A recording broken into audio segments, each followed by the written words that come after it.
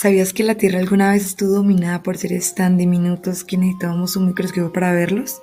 Así es, hace más de 350 millones de años, cuando nuestro planeta apenas comenzaba a despertar, las primeras formas de vida eran pequeñas bacterias, las cuales dejaron su huella en el tiempo. Pero ¿cómo es posible que estos seres microscópicos hayan dejado rastro en las rocas durante miles de millones de años? En este video les llevaremos a un fascinante viaje al pasado, explorando los misteriosos y asombrosos microfósiles de bacterias, que no solo nos cuentan una historia de los primeros días de la Tierra, sino que también nos revelan los secretos más antiguos de la vida misma. Para comenzar, los fósiles de bacterias son más bien restos de sus actividades metabólicas y también de sus interacciones, las cuales se han podido conservar en forma de fósil a lo largo del tiempo. Su primera interacción se estima que apareció en la era paleoarcaica, hace aproximadamente 3.500 millones de años. Durante este periodo, las primeras formas de vida comenzaron a emerger en ambientes acuáticos. Las bacterias, debido a su estructura simple y su capacidad de sobrevivir en condiciones extremas, fueron posiblemente las primeras formas de vida que se establecieron en nuestro planeta, las cuales comenzaron a desempeñar un papel bastante importante en la evolución de la vida en la Tierra. Entre los ejemplos más destacados de fósiles de bacterias se encuentran los estromatolitos, los microfósiles de cianobacterias y las bacterias filamentosas. Estos diminutos rastros se han descubierto en sedimentos marinos, en rocas sedimentarias e incluso en ambientes extremos como lo son las fuentes termales. Su presencia aquí nos demuestra pruebas claras de la existencia de actividad de bacterias en épocas pasadas. Y bueno, en la actualidad, gracias a la tecnología avanzada, podemos explorar los microfósiles de bacterias de una manera increíblemente detallada, con microscopios como el microscopio electrónico de barrido y el microscopio electrónico de transmisión es posible ver tanto la forma como la estructura interna de estos pequeños fósiles. Además, mediante técnicas geoquímicas se puede analizar las rocas que lo contienen, lo que da pistas valiosas sobre los entornos en los que estas bacterias vivieron hace millones de años.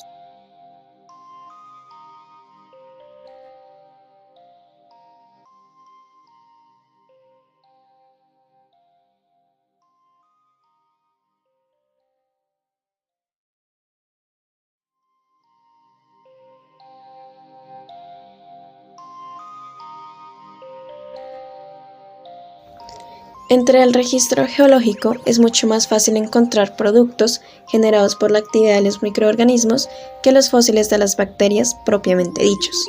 Entre estos productos se encuentran los estromatolitos, rocas laminadas generadas por la actividad de microorganismos, quienes atrapan y fijan el sedimento o producen la precipitación de minerales. Formalmente, los estromatolitos son estructuras órgano-sedimentarias litificadas y laminadas, cuya formación y crecimiento está controlado por procesos físicos, químicos y biológicos. Los estromatolitos son microbialitas, los cuales son el conjunto de depósitos órgano-sedimentarios formados por la acción de microorganismos. Sin embargo, los estromatolitos son las únicas microbialitas que presentan una estructura laminada y una precipitación laminar. Los estromatolitos son generados por la mineralización de tapices microbianos, los cuales son comunidades de microbios que presentan una interacción íntima entre estos, la superficie colonizada y el medio en donde se encuentran. Los tapices están conformados por múltiples biofilms, ecosistemas complejos formados por microorganismos en una matriz de consistencia mucilaginosa que ellos mismos producen. En estos se encuentran organismos pertenecientes a los tres dominios de vida, arquea, bacteria y eucaria, y se encuentran organismos como microbios autótrofos fotosintéticos oxigénicos como las cianobacterias, microbios autótrofos fotosintéticos anaxigénicos, microorganismos quimiolito-autótrofos, microbios consumidores como protozoos, organismos descomponedores aeróbicos como actinobacterias y hongos, organismos descomponedores anaeróbicos como las bacterias metanógenas y pequeños invertebrados como artrópodos, rotíferos y nemátodos. La formación de los estromatolitos a partir de los tapices microbianos corresponde a dos mecanismos principales. La mineralización in situ, en donde los distintos metabolismos de los microorganismos, como la fotosíntesis y respiración, favorecen la mineralización o precipitación de varios minerales debido a las reacciones químicas generadas. Entre estos minerales se pueden encontrar calcita de alto y bajo contenido en magnesio, aragonito, dolomita, óxidos e hidróxidos de manganeso y hierro, silicatos, sulfatos, etc.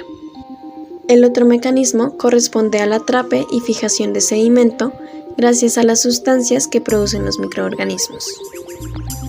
Hoy en día se encuentran en ríos, lagos, lagunas o mares y están asociados a medios restringidos con condiciones extremas como alta salinidad o temperatura, pH ácido, etc.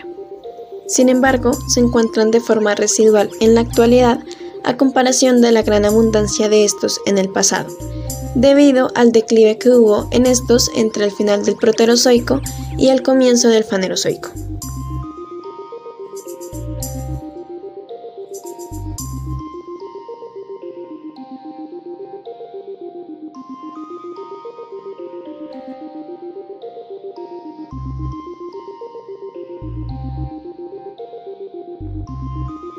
Simbiosis. Uno de los orígenes de la diversidad biológica es también la conexión física entre organismos de diferentes especies y que por su antigüedad el estudio de sus mecanismos puede aportar valiosa información acerca de las particularidades de los ecosistemas actuales en sus inicios. Acerca de la endosimbiosis serial, simbiosis y endosimbiosis. La teoría propuesta por Lynn Margulis describe la aparición de las células eucariotas como consecuencia de la sucesiva incorporación simbiogenética de diferentes bacterias de vida libre, 3 en el caso de animales y hongos y 4 en el caso de los vegetales. La función nutricional que muchas de las bacterias mutualistas desempeñan en sus hospedadores se basa en la transferencia de moléculas de bajo peso molecular previamente digeridas por los microorganismos y que son esenciales para el hospedador. De hecho, algunos de los nutrientes necesarios en animales no se obtienen directamente de la comida, han de ser procesados previamente por la microbiota intestinal. Por lo tanto, la efectividad de la comunidad bacteriana en la digestión y absorción de energía está directamente relacionada con la condición fenotípica del individuo. Otro papel importante que desempeñan las bacterias intestinales es el de protección frente a patógenos, ya que constituyen una barrera protectora a nivel intestinal que impide la colonización por microorganismos patógenos invasores mediante mecanismos de exclusión bacteriana principalmente. En el caso de los vertebrados es bien conocida la relación simbiótica que mantienen los mamíferos herbívoros con las bacterias del rumen. En aves silvestres se ha detectado experimentalmente diversos efectos de algunas bacterias intestinales en el crecimiento de los pollos. También se han descrito relaciones entre la presencia de determinadas bacterias y la calidad fenotípica de los pollos antes de abandonar el nido, por lo que la asociación entre microbiota bacteriana y eficacia biológica del hospedador quedaría establecida. En el caso de los insectos, algunos microbios están aún más interrelacionados, habitando el interior de las células de su anfitrión. Se calcula que cerca del 10% de los insectos posee bacterias dentro de sus células que les permiten optimizar diversas funciones como la alimentación. Muchos insectos son fitófagos y cuentan con simbiontes dentro de las células en sus tractos digestivos. Analicemos el caso de los pulgones.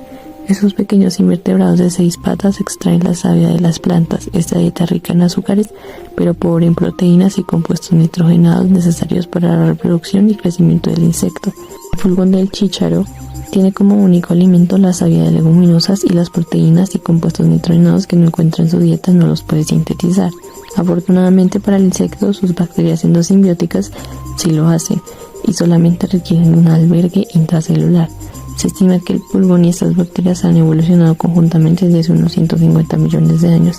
En esta larga endosimbiosis mutualista, las bacterias ya no pueden vivir de manera natural fuera del insecto y los pulgones pueden llegar a morir o tener problemas en su tasa de reproducción si se eliminan sus bacterias simbiontes.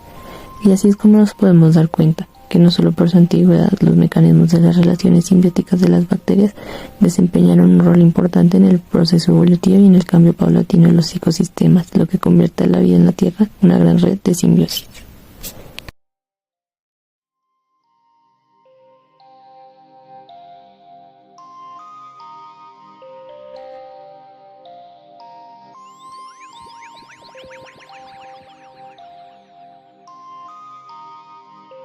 La micropaleontología es un campo de gran importancia científica, ya que conecta diferentes áreas de estudio ayudándonos a estudiar a fondo cómo estos fósiles bacterianos impactan su entorno, ya que a pesar de que son comúnmente encontrados en estromatolitos, varios estudios han revelado su presencia en otras formaciones biológicas y arqueológicas. Un ejemplo de esto es el artículo presentado por la Sociedad Geológica Mexicana. Este artículo estudia la columna estratigráfica encontrada en la formación geológica de Agua Nueva en el área de Sitila. Se encontró que esta columna es constituida por caliza estratificada con intercalamientos de lutitas y bentonitas. Aquí se encontraron dos fases calcáreas con diferentes contenidos de materia orgánica. Los autores documentaron diferentes signos de bioturbación de organismos fósiles. Asimismo, dentro de las capas de pirita se encontraron dos tipos de filamentos, uno aceptado de posible origen algal y otro no aceptado de posible origen bacteriano. También se encontraron granos cubiertos tipo ovoide y microoncoide, los cuales tienen una relación muy cercana con materia orgánica en descomposición a través de diversos procesos bacterianos en los que se producen componentes del azufre, por lo cual también se argumenta que tienen origen bacteriano. Otro ejemplo interesante es el estudio de un grupo de investigadores franceses. En este artículo se estudian estructuras inusualmente pequeñas, posiblemente bacterianas con formas de bacilos y cocos, encontradas en la superficie de los minerales del meteorito Tataouine, el cual cayó en 1931. Inicialmente se cuestionó esa hipótesis, ya que estas estructuras eran 3 veces más pequeñas que las bacterias normales. Sin embargo, se encontraron estructuras similares a pequeñas colonias bacterianas. Y además, las imágenes de microscopio electrónico de barrido mostraron difracción de compuestos de calcio y potasio dentro de estas estructuras. Asimismo, se encontró la presencia de elementos comúnmente encontrados en bacterias. Los autores también realizaron un cultivo biológico a partir de los restos de las bacterias fosilizadas y lograron incubarlos, donde se presentaban bacterias muy similares a las vistas en el meteorito y se logró identificar su división celular y se secuenció el ADN replicante, encontrando que las formas de bacilos y cocos pertenecen a la misma especie, lo cual implicaría que es una bacteria pleomórfica, las cuales son poco comunes y es sorprendente ver bacterias pleomórficas en los minerales de un meteorito. Finalmente, esta bacteria se describió como una nueva especie llamada Rhamliobacter tatanoensis. Finalmente, la micropaleontología se puede llegar a relacionar con áreas como la arqueología, dando paso a nuevos estudios, como este realizado en 1988 por investigadores de la Universidad de Chile. En este artículo se estudiaron las placas de sarro extraídas de las cavidades orales de los restos óseos de una población de indígenas chonos, donde se encontraron bacterias, principalmente formas cocarias y bacilos gram-positivos, incluidas en la forma calcificada del estroma del tártaro. Estas corresponden a flora comensal de la boca que ha persistido en forma fosilizada al calcificarse.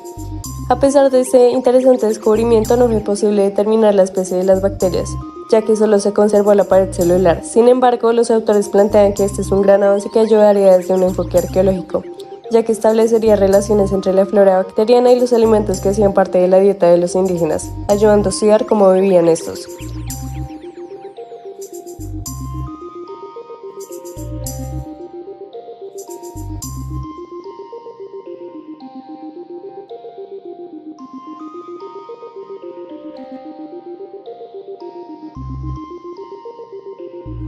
El estudio de los microfósiles sirve como una forma de estudiar el pasado de una forma más detallada. Al observar su distribución y diversa composición, obtenemos pistas para reconstruir la imagen de los ambientes que una vez existieron en nuestro planeta por medio de las reconstrucciones paleoambientales. En las reconstrucciones paleoambientales se juntan evidencias de diferentes elementos ubicados en un periodo de tiempo específico para entender y recrear sus condiciones ambientales. También podemos comprender cómo respondieron estos ambientes a diferentes factores y los cambios que ocurrieron en ellos, desde respuestas a cambios climáticos hasta extinciones de especies.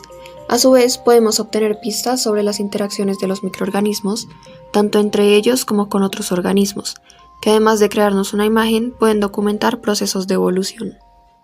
El estudio de estos factores no solo tiene una importancia histórica, también puede ser de gran utilidad para avances en el presente, pues entre más detalles conozcamos de la vida de los microorganismos en la Tierra y su relación con el entorno que los ha rodeado, más se facilitará la protección de las especies, ecosistemas y relaciones que observamos en la actualidad. Además de aplicaciones ecológicas, vale la pena mencionar el papel crucial que ha tenido la micropaleontología en la geología y en la industria del petróleo, pues no solo son los microfósiles muy útiles como marcadores temporales para interpretaciones estratigráficas, también pueden ser indicadores de la ubicación y el estado de reservorios petrolíferos. Es importante recalcar que a pesar de que esta ciencia todavía tiene muchos retos y descubrimientos por hacer, esta avanza a paso rápido, permitiendo resolver retos dentro de otras áreas de estudio.